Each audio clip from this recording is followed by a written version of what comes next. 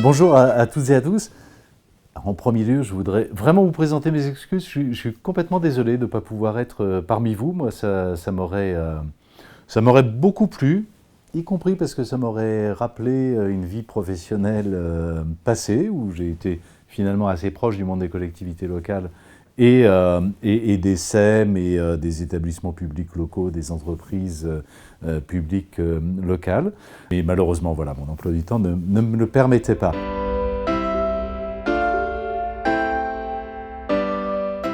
Alors, la conception, notamment au sein d'Impact France, qu'on développe de l'économie et de l'entreprise, c'est vraiment une conception mixte, j'allais dire, un peu comme les sociétés d'économie mixte, c'est-à-dire avec évidemment une exigence de performance qui s'impose à tous, mais aussi un impératif de contribution.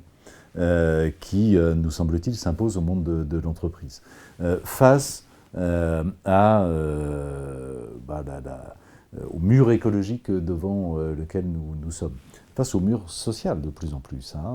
Et les collectivités locales ont souffert des émeutes récentes et d'une manière générale de cette tension sociale qui monte dans notre pays. Face à ces deux situations, nous sommes convaincus que l'entreprise a une partie importante des réponses à apporter. L'état des finances publiques ne permet pas de ne compter que sur des investissements publics pour y répondre.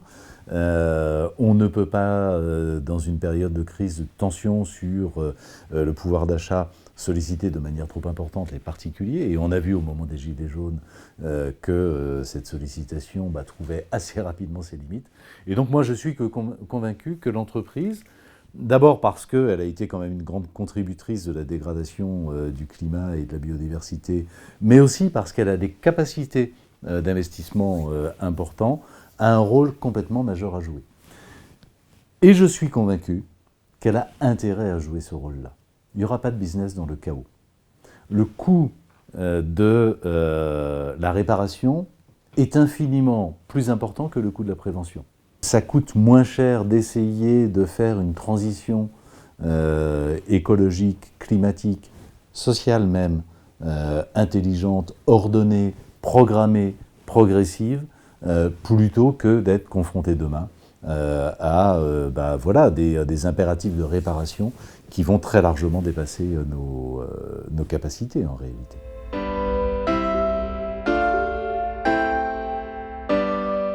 Donc précisément, le mouvement Impact France, c'est le mouvement qui réunit les entreprises qui ont cette conviction, qui ont la conviction que, oui, en tant qu'entreprise, nous avons une responsabilité sociale, sociétale, environnementale, et que nous devons répondre à cette responsabilité.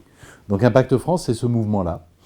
C'est un mouvement qui grossit énormément, qui attire énormément d'entreprises de toute taille, de tout secteur, y compris de très grandes entreprises. Il y a des patrons du CAC 40 qui m'appellent pour me solliciter. Et la vocation d'Impact France, c'est non seulement d'accompagner ces entreprises pour les aider à accélérer la transformation, mais également de peser auprès des pouvoirs publics pour faire évoluer le cadre réglementaire et fiscal dans lequel les entreprises évoluent et pour inciter les entreprises à s'engager plus avant. Et donc notre rôle, c'est de construire une forme de plaidoyer, de proposer des mesures très concrètes. On en a proposé par exemple dans le cadre du PLF pour 2024. On a obtenu, en dépit de l'article 49.3, que le gouvernement reprenne au moins une proposition d'Impact France sur le fait de conditionner les aides prévues dans le plan France 2030 à la publication par les entreprises qui sont contraintes de leur BGES, c'est-à-dire de leur bilan carbone et de leur trajectoire d'évolution carbone. C'est une victoire qui, symboliquement, est extrêmement importante parce que c'est la première fois qu'on obtient une conditionnalité des aides publiques. Or, c'est un sujet complètement essentiel pour demain. Donc voilà en gros ce qu'est Impact France.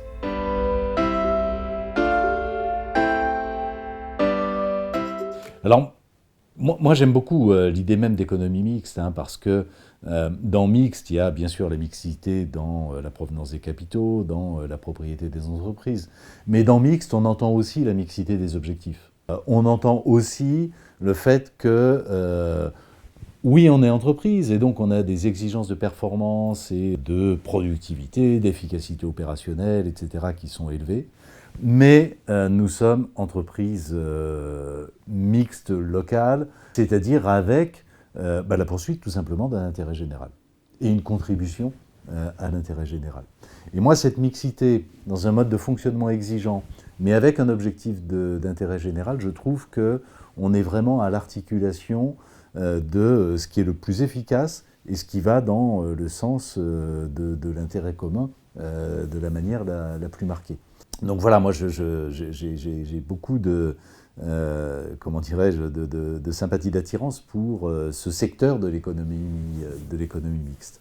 Je pense que l'économie mixte, et notamment l'économie mixte locale, de plus en plus est amenée à prendre en charge les vrais sujets de préoccupation des citoyens dans notre pays. À les prendre en charge localement, et on sait bien que le local, c'est l'échelle de préoccupation des gens, et prendre en charge les vrais problèmes de leur quotidien. Qu'on se parle de transport, qu'on se parle de crèche, qu'on se parle d'assainissement, qu'on se parle d'ordures ménagères, qu'on se parle de services publics en général, c'est tout simplement le quotidien des Français. Hein, et savoir comment je vais pouvoir me rendre dans de bonnes conditions ou pas à mon travail tous les matins et revenir à mon domicile tous les soirs, c'est évidemment un sujet de préoccupation majeure, savoir si je vais pouvoir faire garder mon enfant ou que sais-je et dans quelles conditions. C'est bien sûr un sujet de préoccupation majeure.